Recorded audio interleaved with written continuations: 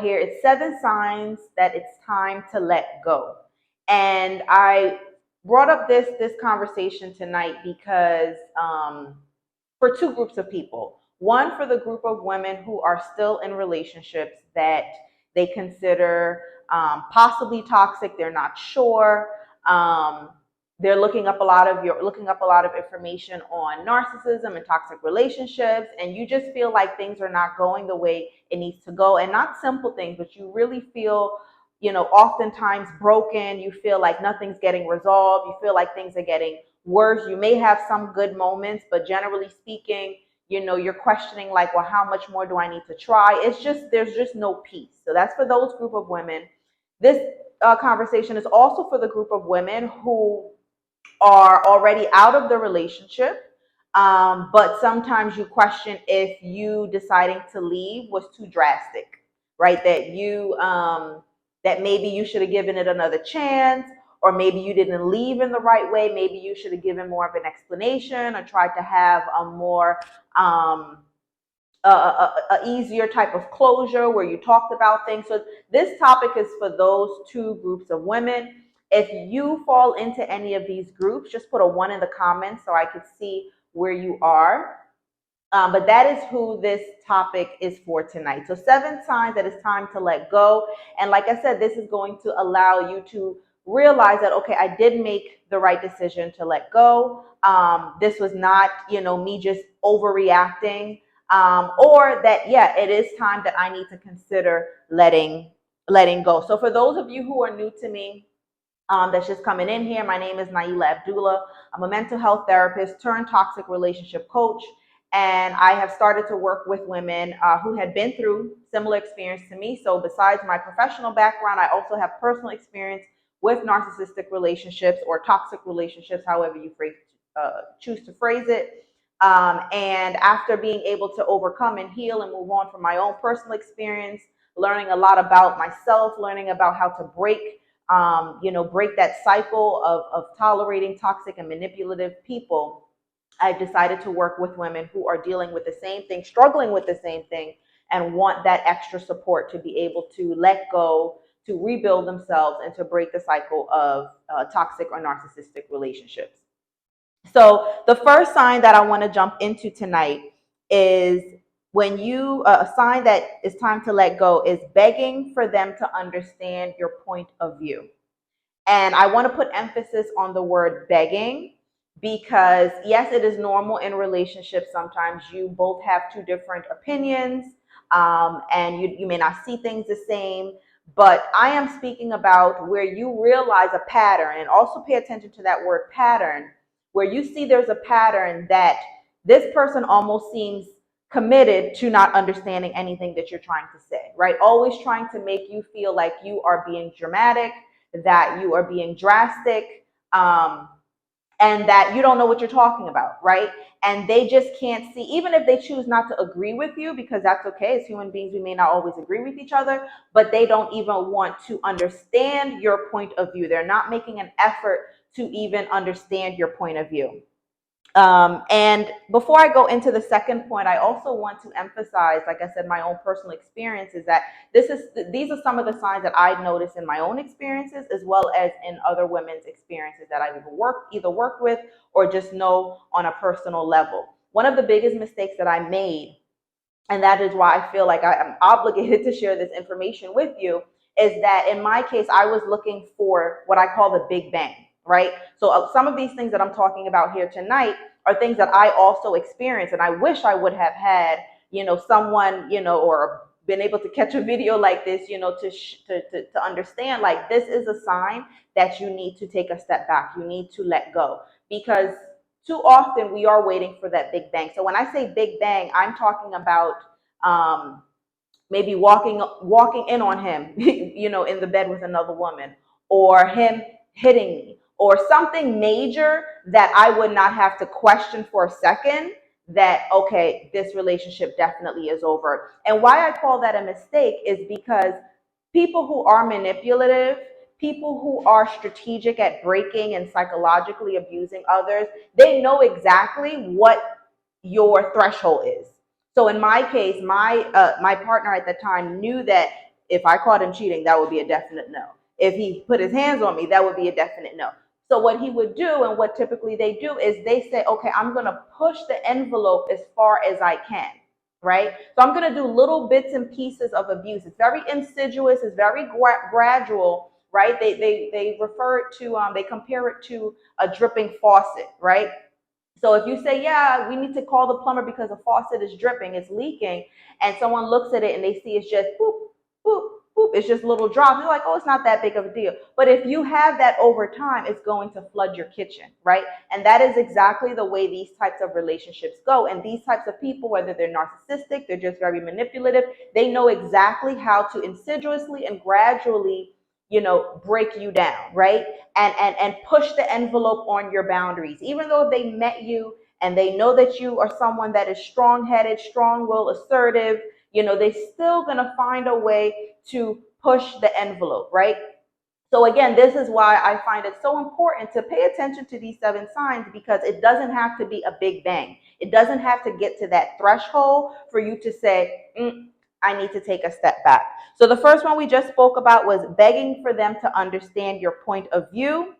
If someone cares about you, if someone loves you, you do not have to beg them to understand your point of view. We're not talking about necessarily agreeing with you, but at least considering your feelings, your point of view, right? Your side, right? And that is called empathy, being able to have empathy. And narcissists lack empathy. So keep that in mind. The second point that I want to, the second sign that I want to emphasize tonight about letting you know that it's time to let go is begging for basic respect. Basic respect.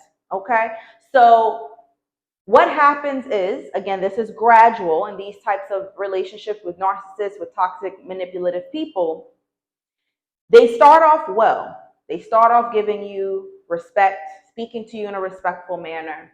However, again, it's gradual. So they will eventually find ways to be able to insult you, to, make comments to you that it's not the worst thing. They may not be yelling and screaming, but they are saying things that is hurtful. And even when you express that it's hurtful, they continue. And what they end up doing, which is called gaslighting, is making it seem like you are making too much of a big deal. I will use my experience, for example, where my partner, my narcissistic partner at the time, again, in the beginning, it was fine. There was no disrespect. But over time, I noticed he would be using a lot of profanity, kind of disregarding my concerns and saying things like, well, who the hell you think you are? Are you the queen of so-and-so? Like, why are you asking me to speak to you this way? And again, in the beginning, it was never an issue because he knew that's who I was, right? And they're going to give you everything you want and you need in the beginning in order to get in. But eventually he started to feel like, okay, now I'm in, now we got married, now she moved here with me, now I can start to really pull my mask down and I can really, break her down even further. And that is something a lot of women that I've spoken to, they experience. It starts off fine, but then the basic respect. And I should not have to beg, no one should have to beg someone to speak to them in a respectful tone, to consider their feelings. These are basic respect. And it gets to the point where they're so strategic at manipulating you and gaslighting you, they start to make you feel like, well, maybe I am asking for too much. But guess what? You're not. Because what your standards are your standards, right? There are billions of people in this world. And if you believe that you want to be spoken to in a certain way, you want, your feelings to be considered, those are basic human rights. Those are basic human requests for respect. That is not too much. So one of the things, if you are, again, I'm speaking to the women that are still in a toxic relationship and you're just questioning, like at what point do I let go? Or you have let go, but you're questioning, oops, sorry, y'all. Y'all know how I am about insects, mosquito. Or you're questioning, did I make a drastic move to just get up and go? Ask yourself, what are some of the things that I've been complaining about? And is it reasonable? Am I asking for a reasonable amount of respect? And more than likely you are, but they are very good at making you feel like you're asking for too much. So that's another sign that it's time to let go. This person is committed to not understanding you, as in the first sign we spoke about. And secondly, they are committed to disrespecting you because their motive is to break you down. Okay? The third sign that I'm going to touch on tonight is you want the relationship to work more than they do. Okay? You are putting in more work than they are. Now, you may say, well, Naila, I've heard, in relationships, sometimes it's not always 50-50. Sometimes it's 60-40 and, 70-30. And okay, I get it. In some cases, in most cases, yes, but we're not talking about normal relationships. You won't always hear me say that.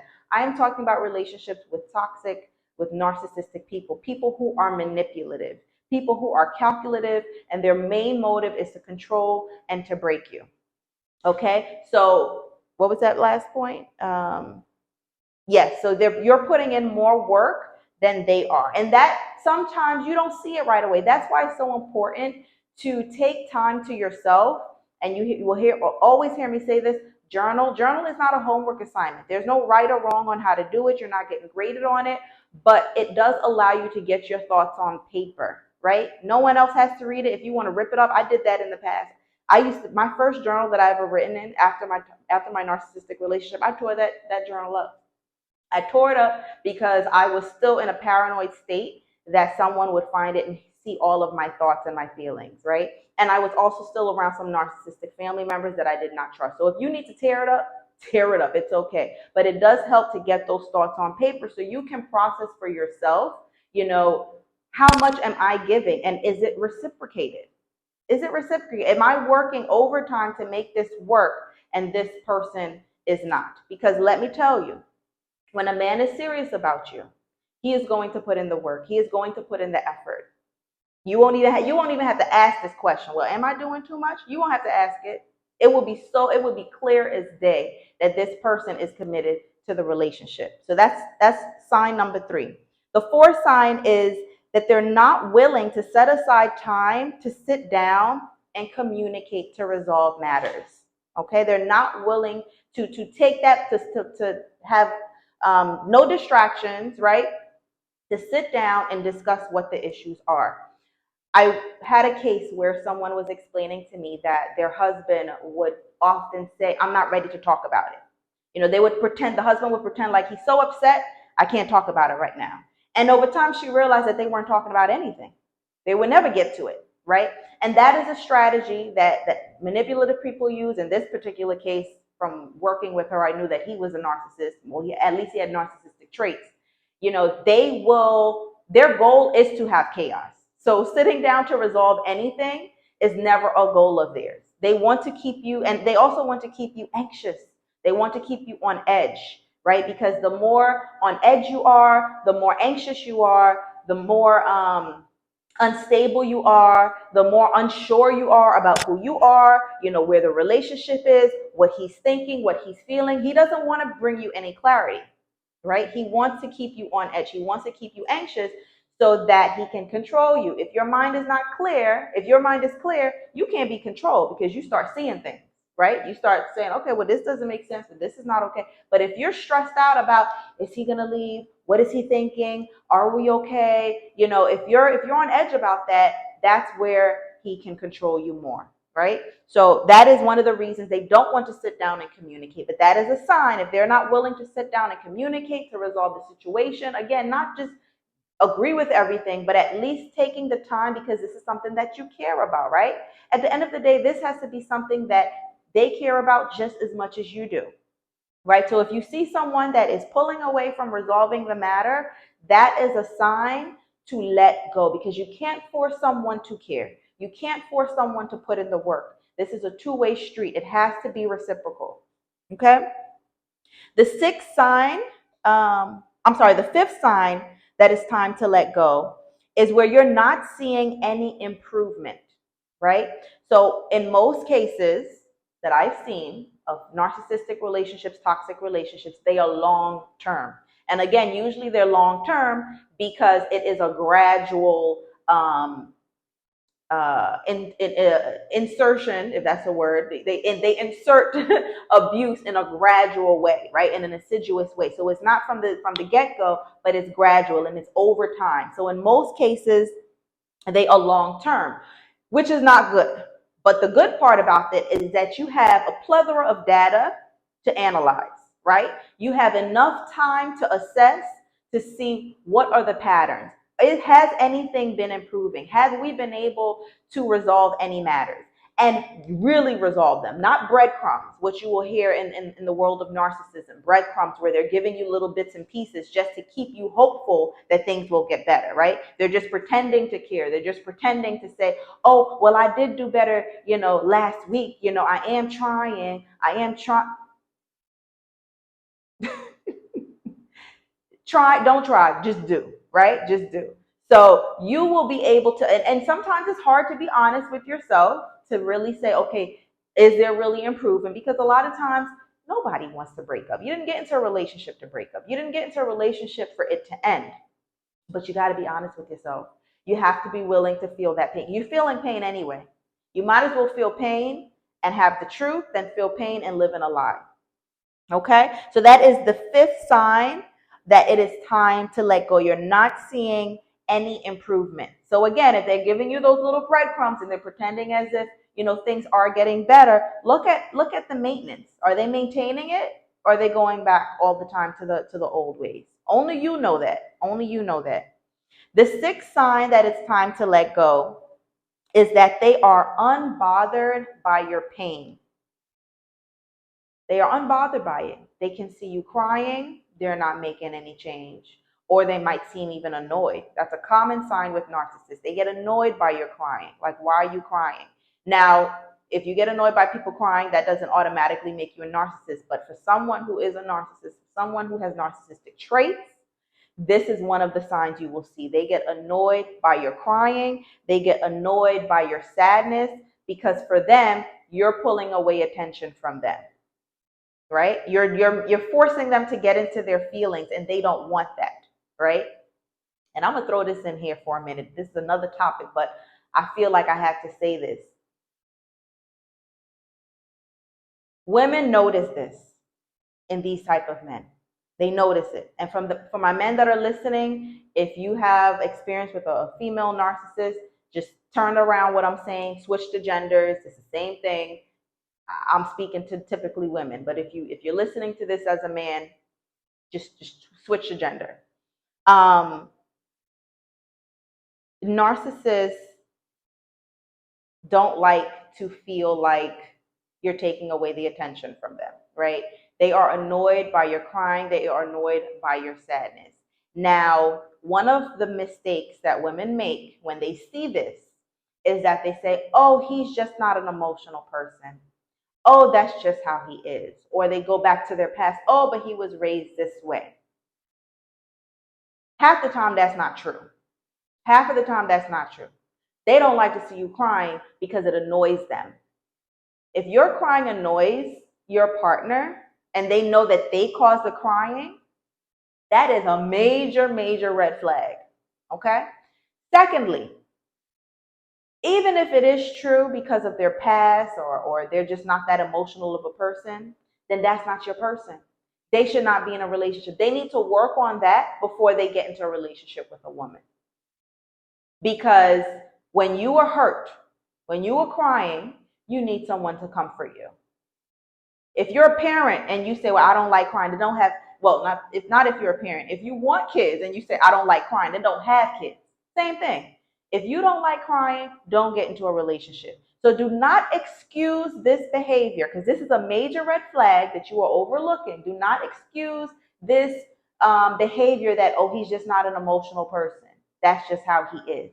Then that's not for you because you need someone who, one, is not going to cause you to cry. And if they do, they're going to feel bad about it and they're going to want to urgently correct it because they care about you. Even if you may not agree on certain things, you don't want it to get to the point where that person is hurting. And if you're a parent, you understand you don't want to see your babies crying, right? You can't always prevent it, but you feel that. You feel that. That is the same thing in a relationship. I don't even like to see strangers cry.